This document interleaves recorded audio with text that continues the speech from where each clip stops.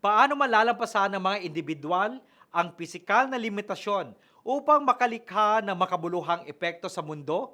Para sa mabuhay buhay, tayo na po't magkapet pandesal.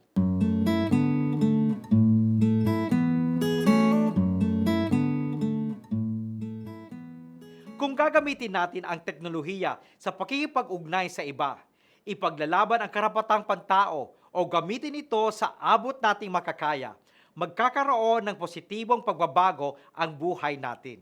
Hinihiwag ng Pontifical Council for Social Communications sa dokumentong The Church and the Internet na tingnan ang kahalagahan ng total presence in both physical and digital realms to effectively engage and communicate with other people.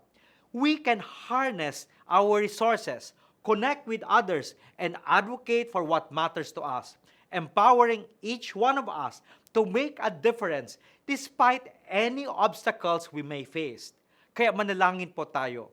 O Panginoon, bigyan mo kami ng lakas upang lumikha kami ng iba't ibang paraan ng pagiging present sa lahat ng tao, saan man sila sa mundo. Amen.